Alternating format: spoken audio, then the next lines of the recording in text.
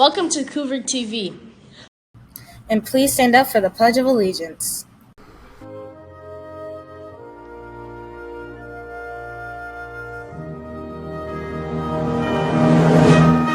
I pledge allegiance to the flag of the United States of America and to the republic for which it stands, one nation, under God, indivisible, with liberty and justice for all.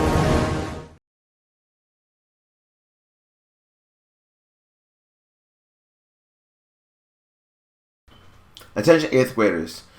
You can begin paying for all your end-of-the-year events. Now pay online through School Cash Online, or see Ms. Johnson or Ms. Fletcher to make your payments today. There are no exceptions or refunds.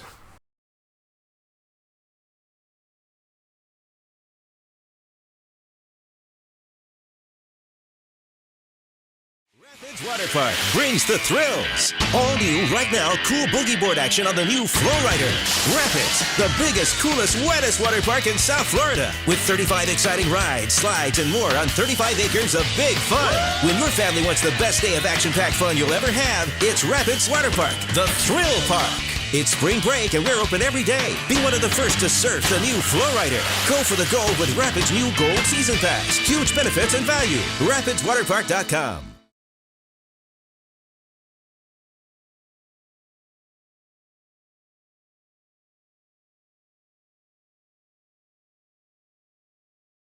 With February being Career and Technical Education Month, the district is proud to recognize the following Career and Technical Education Students of the Year for middle school.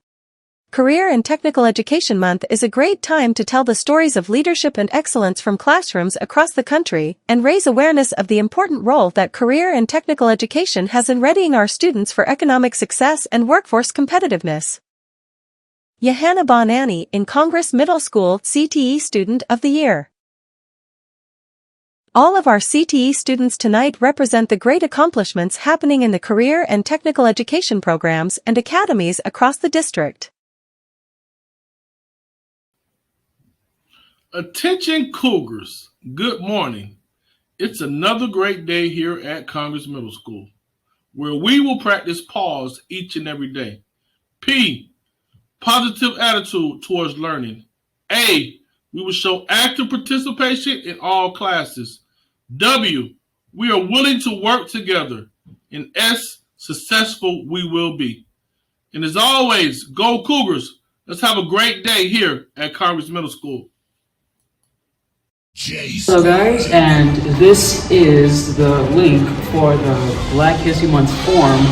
It will appear right here.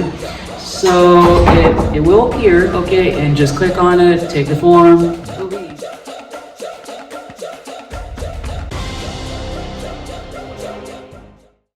Lacking any formal training, Basquiat created a highly expressionist work that mixed graffiti and signs with a gestural and intuitive approach of abstract expression painting. Although much of his work addressed his personal angst and highly stylized self-portraits, he also alluded to African Americans' historical figures, including jazz musicians, sports, and personalities and writers.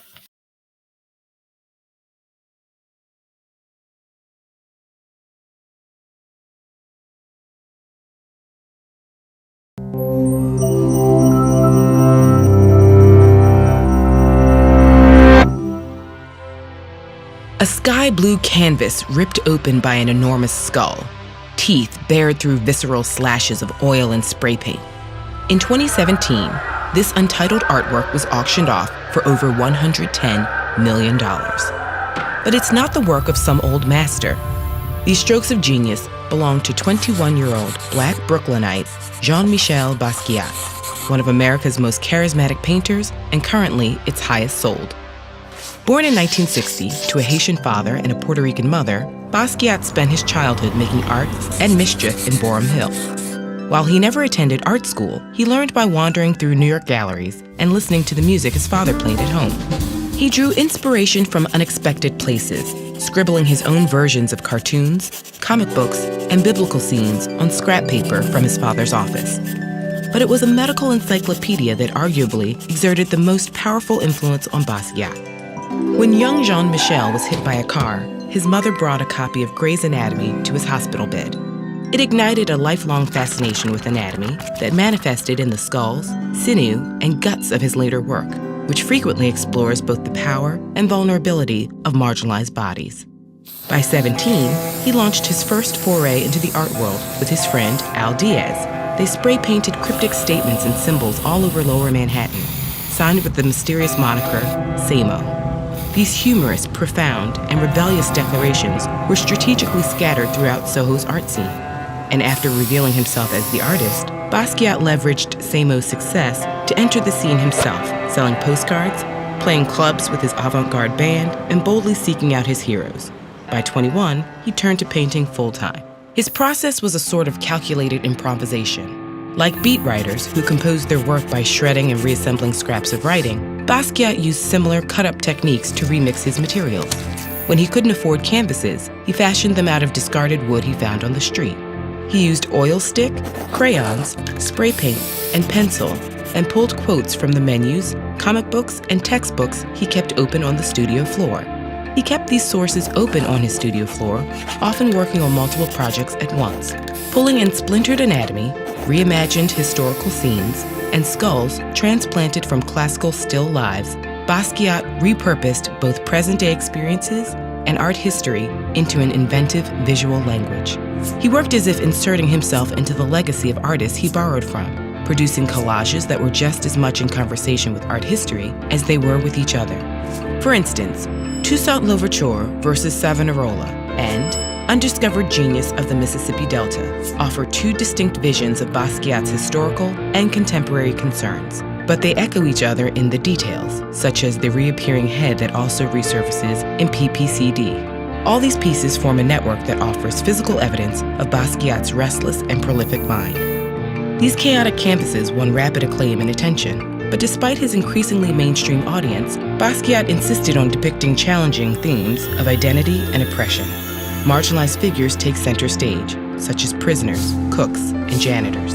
His obsession with bodies, history, and representation can be found in works evoking the Atlantic slave trade and African history, as well as pieces focusing on contemporary race relations.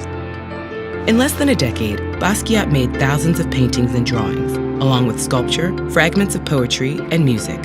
His output accelerated alongside his meteoric rise to fame, but his life and work were cut tragically short when he died from a drug overdose at the age of 27.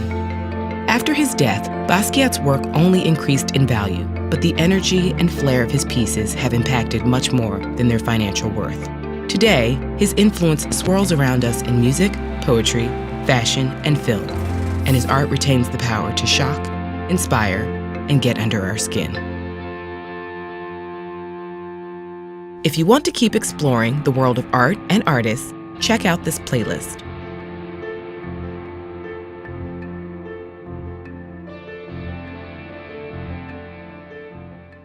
Hello guys, and this is the link for the Black History Month form. It will appear right here.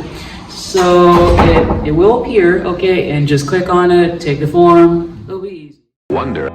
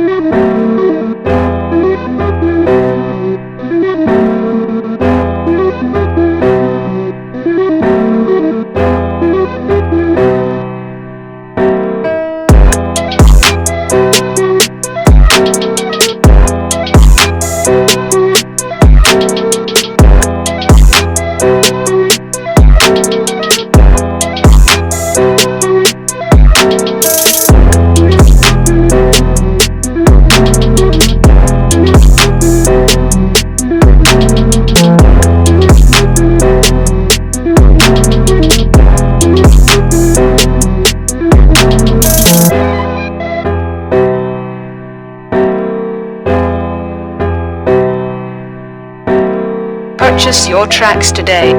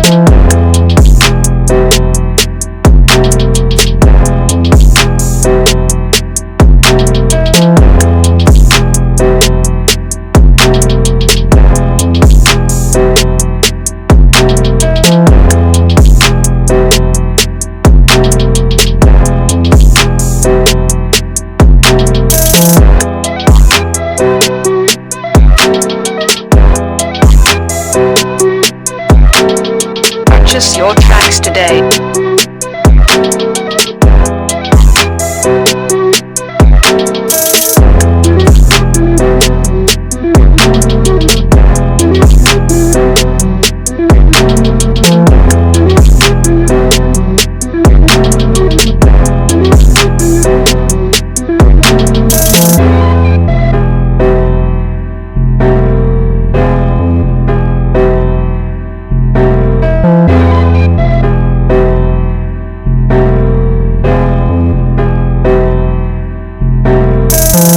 Wonder.